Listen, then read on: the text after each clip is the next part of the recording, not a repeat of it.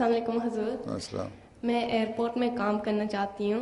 Airport पे? जी, और मैं अहमदी वक्फेनों में हूँ। फिर मैं हमारा अहमदियों का तो एयरपोर्ट है ही कोई नहीं, तो कहाँ बताऊँ तुम्हें काम करो। मैं एयरपोर्ट में किस तरह के काम मैं कर सकती हूँ? अहमदी वक्फे ना हो तो फिर तुम पढ़ो लिखो, डॉक्टर बनो, टीचर बनो, लिंग्विस्ट बनो, जापानी ज़ुबान में लिटरेचर का तर्जमा करो, लोगों को पढ़ाओ और रिसर्च में जा सकती हो। बहुत सारे अच्छे काम करती है। एयरपोर्ट पे क्या करोगी? ज़्यादा से ज़्यादा क्लर्की कर लोगी ना, फ़ायदा क्या? छोटा सा काम है। अहमदी वक्फे ना हो तो बड़े बड़े काम करने चाहिए। एयरपोर्ट पे क्या काम करोगी? वो जो पासपोर्ट को चेक करने वाले लोग। पासपोर्ट चेक करने में मोहरें लगाती रहोगे तो कोई भी लगा सकता है। मैट्रिक पास है, 10 क्लासें पास करके मोहरें लगानी है, टक टक टक टक।